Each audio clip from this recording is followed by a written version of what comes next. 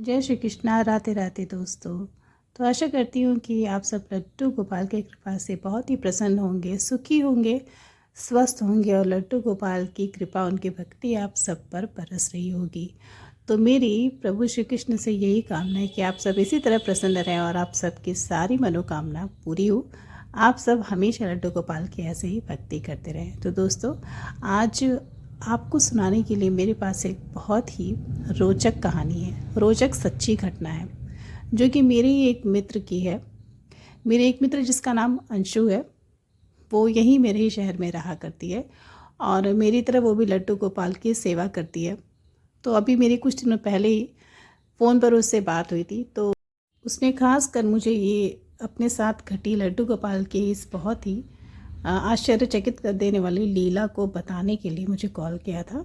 उसने मुझे बताया कि वैसे तो मैं बहुत ही वर्षों से लड्डू गोपाल की सेवा कर रही हूँ, उनकी भक्ति कर रही हूँ और छोटी मोटी बहुत सारी लीलाएं और परिवर्तन मुझे लड्डू गोपाल के प्रभाव से दिखे, उनकी कृपा से दिखे। लेकिन उस दिन उसने जो मुझे घटना बताई थी, वो सुनने के बाद मुझे अपने कानों पर विश्वास नहीं हुआ कि ऐसा भी हो सकता है। मुझे सच में अपने मित्र की, अंशु की उस बात पर भरोसा नहीं हुआ। मुझे एक बार तो लगा कि वो मेरे से झूठ बोल रही। मैंने बोला भी कि देखो, अगर तुम्हारी ये घटना सच्ची होगी तभी मुझे बताना, अगर झूठी तुमने बना कर बताई है तो मुझे मत बताना, क्योंकि मैं झूठ नहीं पसंद और नहीं मैं बोलती हूँ, नहीं ऐसी लीलाओं को झूठ में बना कर बताना चाहिए। तो उसने बताया कि नहीं, ऐसी लड्डू गोपाल को लेकर मैं कभी भी झूठ नहीं बोल सकती हूँ। और जो मेरे साथ हुआ है वो बहुत ही आश्चर्यचकित कर देने वाला था। और किसी भी लड्डू गोपाल के भक्त के साथ अगर ऐसा होगा तो वो अपने आप को धन्य समझेगा। ऐसी लीलाएं अगर प्रभु किसी के साथ करेंगे तो वो बहुत ही भाग्यशाली होगा। और उसी पर कर सकते हैं जो वास्तव में लड्डू गोपाल से प्रेम करता हो, वास्तव में उन्हें अपने संतान की तरह, अपने पुत्र की तरह प्रेम करता हो, उनकी सेवा करता हो। ऐसे लोग दुनिया में बहुत कम हैं। तो दोस्तों, चलिए जानते हैं कि अंशु के साथ उस दिन क्या घटना घटी थी। दोस्तों देखिए, भक्ति करना बहुत कठिन होता है, बहुत ही ज़्यादा कठिन होता है, लेकिन उसका दिखावा करना बहुत आसान होता है। वैसे किसी भी भक्त की कमी नहीं निकालनी चाहिए, ये अपराध होता है। लेकिन आज इस कथा को सुनाने के लिए आपको ये सब मुझे कहना पड़ रहा है। तो दुनिया में बहुत सारे लोग होते हैं जो लोग सच्चे मन से भक्ति करते हैं, लेकिन उससे कहीं ज़्यादा ऐसे लोग होते हैं जो उस भक्ति का विरोध करते हैं। अपने घर में ही आपको, आपके परिवार में ही बहुत सारे ऐसे सदस्य मिल जाएंगे जो आपकी भक्ति का विरोध करते होंगे, आपको भक्ति करने से रोकेंगे, आपको भगवान की सेवा से रोकेंगे, आपको नाम जप भजन करने से रोकेंगे। लेकिन जो सच्चा भक्त भक्त होता है वो उन सब बातों से, उन सब चीज़ों से बहुत ऊपर उठ चुका होता है। जिसकी आस्था दृढ़ होती है, जिसका भगवान के प्रति जिसका भरोसा दृढ़ होता है, वो उन सब चीज़ों को नज़रअंदाज कर देता है और सिर्फ अपनी भक्ति के ऊपर ध्यान देता है। तो मेरे मित्र अंशु बताती है कि उसके घर में संयुक्त परिवार है, उसके सास ससुर हैं, उसकी 2 देवरानी है, वो अपने घर की सबसे बड़ी बहू है। उसके घर में काफ़ी समय से गोपाल सेवा हो रही है, लड्डू गोपाल की। और अंशु का जब विवाह नहीं हुआ तो उसके पहले भी अपने मायके में भी वो गोपाल सेवा करती थी। उसकी माँ और पिताजी भी लड्डू गोपाल की सेवा करते थे। विवाह के बाद भी वो यहाँ पर आई, अपने ससुराल आई, तो वहाँ पर भी वो गोपाल सेवा अपने सास के साथ करने लगी। मेन जो उसके घर में लड्डू गोपाल की सेवा करने वाली थी वो है उनकी सास। तो सासू माँ जो है उसकी वो करती थी, लेकिन जब बहुएं आने लगी, बेटों की शादी होने लगी, तो उन्होंने अपना भार धीरे धीरे बहुओं को सौंपा। तो सारी बहुएं मिलकर लड्डू गोपाल की सेवा जिसके पास समय होता था वो करती थी। लेकिन अंशु जो है, उसकी लड्डू गोपाल में कुछ खास निष्ठा थी।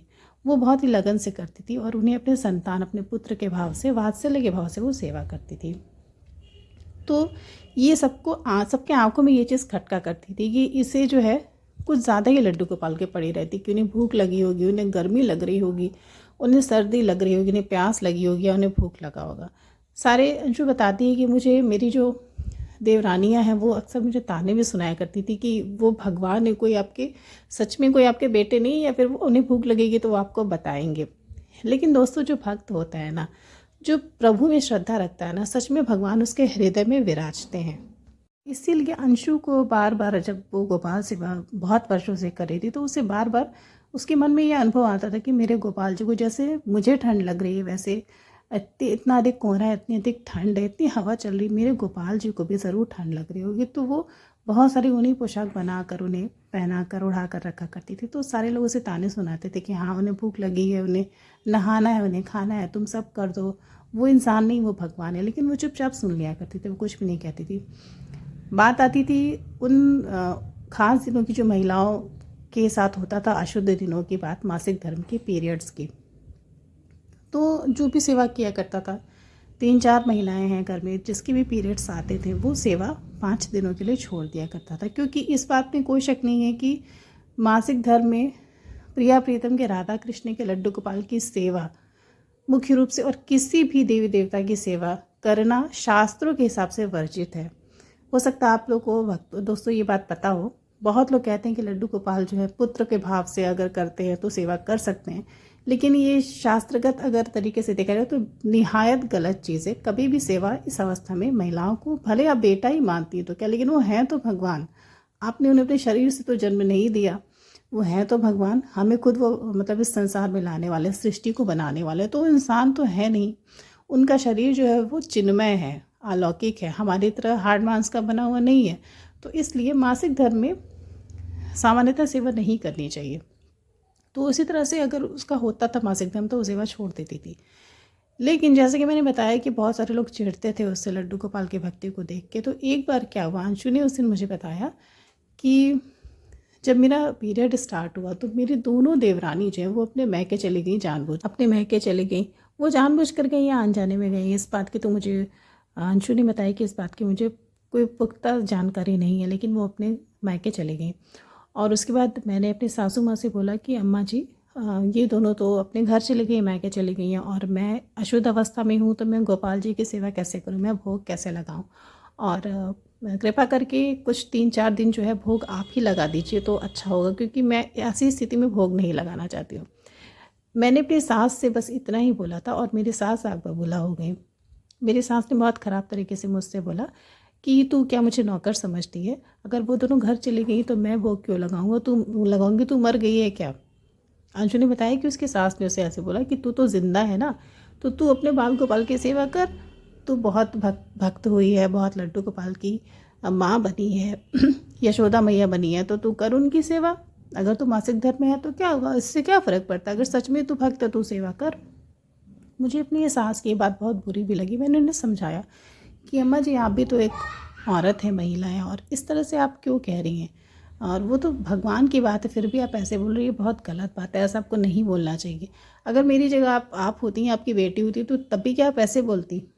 मैंने अपनी सास को ऐसे समझाया तो और भड़क पड़ी कि तू मेरी बेटी की बात मत कर, तू मेरी बात मत कर, तू सेवा से भाग रही है, तू लड्डू गोपाल की सेवा नहीं करना चाहती, तू मेहनत नहीं करना चाहती, तू बस चाहती कि बैठी रहे दिन भर।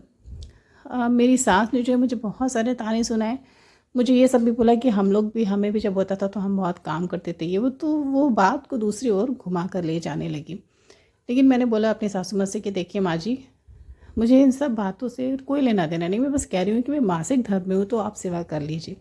लेकिन मेरी सास मेरी बात नहीं मानी और उन्होंने बोला कि देख, आज अगर भोग लगेगा तो तू ही लगाएगी, मैं भोग लगाने वाले नहीं हूँ, मेरे पाँव में बहुत दर्द हो रहा है, मैं आराम करने जा रही हूँ, और मुझे खाना दे दे, मैं खाकर सो जाऊँ।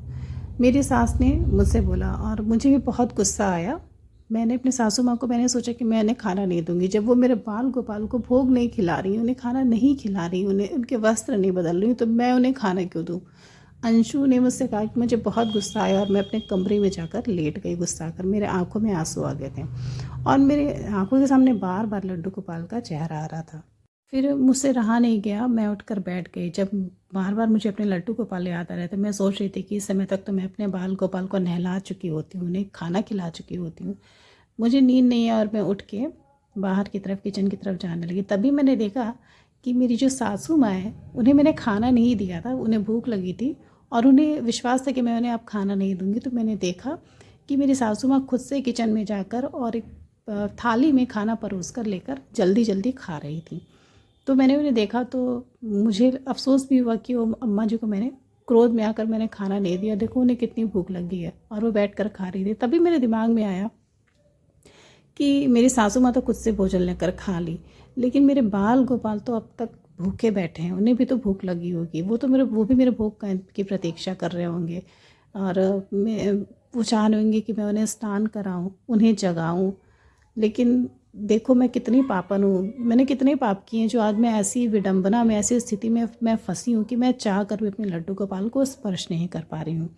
मेरी सासू माँ बैठकर आराम से खाना खा रही थी। मैंने उनसे बोला भी कि अम्मा जी, आप भोजन कर लें, उसके बाद आप बाल गोपाल को भोग लगा दीजिए, मेरी आपसे निवेदन है। लेकिन मेरी सासू माँ बहुत ज़्यादा ज़िद्दी थी। उन्होंने बोला कि देख, भोग तो तू ही लगाएगी, मुझे नहीं लगाना, तू जान और तेरे बाल गोपाल जाने, मुझे इन सबसे अब कोई मतलब नहीं है, क्योंकि मैं इन सब चीज़ों से छुट्टी पा चुकी, मुझे नहीं करना गोपाल सेवा वगैरह। मेरी सासू माँ ने ऐसा बोला और मुझे बहुत बुरा लगा उनकी बात सुन के। फिर सामने मंदिर था, लड्डू गोपाल विराजमान थे। मैंने हाथ जोड़कर उनसे बोला कि हे बाल गोपाल, आज मैं बहुत मजबूर हूँ और अब तूने इस स्थिति में मुझे क्यों फंसाया मुझे नहीं पता।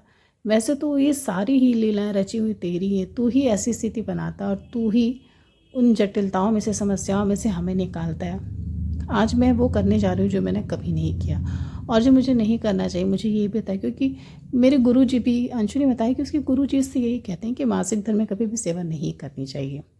लेकिन उस दिन बहुत मजबूरी वश मैं गई, मैंने दोबारा से स्नान किया, मैंने अपने बाल धुले, जो भी क्रियाएं होती हैं मासिक धर्म से छूटने के बाद, वो मैंने उस दिन की। और अंशु बता रही थी कि अभी एक दिन पहले ही मेरा मासिक पीरियड्स जो हैं वो स्टार्ट हुए थे। फिर भी मैंने अपना हेयर वॉश किया और मैं पूरी तरह स्वच्छ होकर मैंने अपने बाल गोपाल के लिए भोग बनाया। मैंने हलवा बनाया, तुलसी पत्ते उसमें डाले और जैसे मैं लगाती हूँ मैंने अपने लड्डू गोपाल को भोग लगाया। 1 गिलास पानी मैंने वहाँ भर के रखा और अंशु ने बताया कि वो जो भी बना रही थी, जो भी भोग उसने बनाया था, वो बहुत ज़्यादा बनाया था, क्योंकि उसे लगा कि एक दिन से वो भूखे, उसके एक दिन पहले भी लड्डू गोपाल को भोग नहीं लगा था। ढेर सारा हलवा उसने वहाँ रख दिया। उसने लड्डू बनाए थे पहले से, वो वहाँ पे रख दिए, बहुत सारे ड्राई फ्रूट्स रख दिए। उसने सोचा कि अगले 1-2 दिन तक मैं ऐसी स्थिति में रहूँगी, तो आज तो मैंने भोग लगा दिया, लेकिन अब मैं ऐसी स्थिति में नहीं छूऊंगी गोपाल जी को, मैं ऐसी स्थिति में अब नहीं छूऊंगी। तो अंशु बताती कि ये सारा सामान मैं लेकर गोपाल जी के कमरे में गई, मैंने रखा। उसके घर में 2 लड्डू गोपाल विराजमान हैं, एक बड़े हैं जो वो कुछ महीनों से सेवा कर रही थी, और एक जो छोटे वाले लड्डू गोपाल हैं, बहुत ही छोटे से हैं, 0 नंबर के हैं, वो काफ़ी वर्षों से सेवित हैं उस घर में। उनकी सेवा वहाँ पर जो है बहुत सारे वर्षों से हो रही है, बहुत पुराने हैं वो, उनका विग्रह भी बहुत पुराना हो गया, लेकिन वो बहुत जागृत हैं। कितनी जागृत है आपको इस वीडियो को, इस कहानी को सुनने के बाद अभी पता चल जाएगा भक्तों। तो हुआ क्या कि अंशु बताने लगी कि सबसे पहले मैं बड़े वाले गोपाल जी को स्नान कराती हूँ, क्योंकि ठंड बहुत है, तो मैं सोचती हूँ कि पहले बड़े को करा दूँ, उसके बाद छोटे को, छोटा तब तक इंतज़ार करते रहते हैं गोपाल जी। तो बड़े गोपाल जी के कपड़े मैंने निकाल के रखे, उन्हें मैंने थाली में विराजमान किया और तुलसी तल डालकर उन्हें स्नान कराने लगी। स्नान कराते कराते मेरे मोबाइल पर मेरे पति का फ़ोन आ गया। मैंने उसी अवस्था में गोपाल जी को अपने आंचल में ऐसे लपेट के, वो अभी वस्त्र नहीं पहने, तब मैं अपने पति से फ़ोन पर बात करने लगी। हालांकि ऐसा नहीं करना चाहिए, लेकिन उस समय कुछ ऐसी बात थी ज़रूरी, मैं करने लगी। करीब 2 से 4 मिनट मैंने फ़ोन पर बात किया।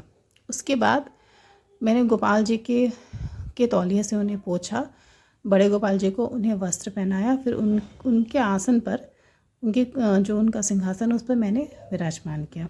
फिर बारी आई छोटे वाले गोपाल जी को, उन्हें भी मैंने स्नान कराकर, उन्हें उनका वस्त्र पहनाकर, मुकुट लगाकर, चंदन वगैरह लगाकर उन्हें विराजमान कर दिया।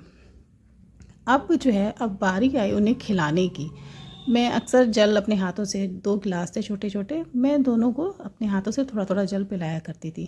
तो अंशु ने बताया कि मैंने बड़े गोपाल जी का गिलास उठाया और मैंने उनके सामने रख दिया, उन्हें पिलाकर उनके सामने रख दिया।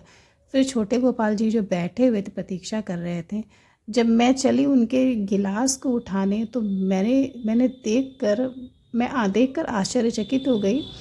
मेरे रोंगटे खड़े कर मैंने देखा कि उनके गिलास से तुलसी पत्ता और जल दोनों गायब है। वो गिलास बिल्कुल खाली था दोस्तों, बिल्कुल खाली था। उसमें एक घूंट पानी भी, जिसे कहते हैं ना, थोड़ा सा भी पानी, वो भी नहीं था। आप सबको पता होगा कि लड्डू गोपाल का गिलास कितना छोटा होता है। तो मैंने हाथ बढ़ाया उसे उठाकर उन्हें पिलाने के लिए, तो मैंने देखा कि वो गिलास बिल्कुल खाली है। फिर मैंने दोबारा से उन सारी चीज़ों को याद किया, कहीं ऐसा तो नहीं कि ये गिलास में भर के नहीं लाई। मैंने फिर से सोचा, लेकिन मुझे अच्छे से याद था कि मैंने दोनों गिलास में पानी भरा था, उसमें बारी-बारी करके मैंने तुलसी के पत्ते डाले थे। इतना अंशु को अच्छी तरह से याद था। फिर वो जल क्या हुआ, अंशु ने बताया कि फिर मैं वहाँ पर चेक करने लगी कि कहीं पानी गिर तो नहीं गया सारा। ना किसी थाली में पानी गिरा था, ना पूरे जिस टेबल पे विराजमान थे सारे देवी देवता, उस टेबल पर कहीं एक बूंद भी पानी नहीं गिरा था, जरा सा भी जल नहीं गिरा था। वो जल कहाँ गया रह गई। अंशु ने बताया कि वो ढूंढती रह गई, कहीं भी वो जल नहीं गिरा था। और अंत में जब मैंने देखा तो जो मेरे छोटे वाले बाल गोपाल थे, उन्होंने जो वस्त्र धारण किया हुआ था, जो वस्त्र पहना था, उस पर पानी के छींटे पड़े हुए थे। तो वस्त्र पर दोस्तों छींटे कहाँ से आ जाएंगे, वस्त्र तो बिल्कुल सूखा था। अंशु ने मुझे बताया कि वो सारा का सारा जल मेरे छोटे लड्डू गोपाल ने पी लिया था। उसमें तुलसी का पत्ता भी नहीं था, अगर गिरा होता तो तुलसी पत्ता भी कहीं दिखता, लेकिन वो कहीं नहीं मिला मुझे। सारा जल मेरे गोपाल जी ने ग्रहण कर लिया था। तो दोस्तों ऐसे होते हैं लड्डू गोपाल, और ऐसा होता है उनका भाव। वो सिर्फ प्रेम करते हैं भक्त के भाव से, वो भोग से, लड्डू पेड़ा से, मेवा मिश्री से उन्हें कोई आसक्ति नहीं, कुछ भी नहीं चाहिए उन्हें, क्योंकि उनके पास वो तो निकुंज में रहते हैं, उनके पास तो सब कुछ है, हमें देने की कोई आवश्यकता नहीं। लेकिन वो सिर्फ भक्त के भाव से प्रेम करते हैं, भक्त के भाव को खाते हैं, उसे पीते हैं, उसी से तृप्त होते हैं भगवान। तो अंशु ने उस दिन अपने साथ घटी इस घटना को मुझे बताया। मैं पूरी तरह से रोमांचित हो गई सुन के। उसने बताया कि देख, मैं कितना ज़्यादा दुखी थी कि मैं इस अवस्था में अपने लड्डू गोपाल को भोग लगा रही हूँ, लेकिन भगवान कितने करुणामयी हैं, भगवान कितने दयालु हैं। मेरे जैसे पापी पर उन्होंने इतनी दया की। जब मैंने अपनी अशुद्ध अवस्था में उन्हें भोग लगाया, तब भी उन्होंने मुझ पर कृपा की कि तेरा भाव ये बहुत है, तेरा मेरे प्रति ये सोचना ही बहुत है कि मैं भूखा हूँ, मैं प्यासा हूँ, मैं नहाने के लिए बैठा हूँ, मैं खाने के लिए बैठा हूँ, बस तेरा ये भाव ही मेरे लिए सब कुछ है। भगवान तो ऐसा सोचते हैं भक्त के बारे में, लेकिन हम उतना प्रेम उन्हें नहीं दे सकते जितना वो हमें करते हैं। तो अंशु की जो लड्डू गोपाल की प्यारी सी लीला थी ना, मुझे सुनकर बड़ा मेरे मन में लड्डू गोपाल के लिए प्रेम उमड़ गया कि बताओ, हम तो मनोकामनाएं पूरी करने के लिए मांगते हैं, लेकिन भगवान तो हमें कुछ और ही देना चाहते हैं। वो हम मांगते ही नहीं उनसे, लेकिन वो अहेतु की कृपा करके हमें वो चीज़ भक्ति के बदले में देते हैं। तो दोस्तों, अंशु के सामने उस दिन जो दुविधा थी, उसे मासिक धर्म में, उसके घर में उसके लड्डू गोपाल को खिलाने वाला, भोग लगाने वाला कोई नहीं था। सब छोड़कर भाग गए। उसकी सासू ने भी ठुकरा दिया, मना कर दिया, हटा दिया, दुत्कार दिया उसके बाल गोपाल को। वो विवश हुई मासिक धर्म की अवस्था में, पीरियड्स में भोग लगाने के लिए, और उसी अवस्था में लड्डू गोपाल ने उसके हाथों से भोग ग्रहण किया, जल पिया। तो दोस्तों, ये बात सिद्ध होती है इस सच्ची घटना से, इस सच्ची कहानी से, कि भक्ति में भाव ही प्रमुख होता है। और लड्डू गोपाल जब किसी से सेवा लेने लगते हैं ना, तो वो उसके आदी हो जाते हैं। जैसे हमें अगर कोई प्यार करता है, कोई स्नेह देता है, हमें अच्छी बातें करता है, मीठे बोल बोलता है हमसे, तो हम उस चीज़ को ढूंढने लगते हैं, हमारा दिल उसके प्रति, हम उसके लिए आकर्षित होने लगते हैं कि वो हमें प्यार करता है, उसका साथ हमें बहुत अच्छा लगता है। ठीक वैसे ही भगवान सिर्फ प्रेम चाहते हैं भक्तों से, और उन्हें कुछ भी नहीं चाहिए। और उस दिन लड्डू गोपाल की कृपा अंशु पर हुई और वो धन्य हो गई। उसने अपने आप को धन्य माना कि बाल गोपाल ने मेरे साथ ऐसी लीला करी। ये सब कुछ लीला रची हुई उनकी ही थी। वो अंशु को दिखाना चाह रहे थे कि मैं तेरी भक्ति को स्वीकार करता हूँ, मैं तेरे भोग को, तेरी सेवा को स्वीकार करता हूँ। तो दोस्तों, लड्डू गोपाल ने जैसे अंशु पर कृपा की, वैसे ही हर भक्त पर कृपा करते हैं। और मेरी सहेली अंशु की ये लड्डू गोपाल की लीला अगर आपको अच्छी लगी हो तो अपने दोस्तों को बताइएगा, उन्हें शेयर करिएगा इस वीडियो को, इस लीला को, और चैनल को मेरे लाइक करके सब्सक्राइब करिएगा। राधे राधे।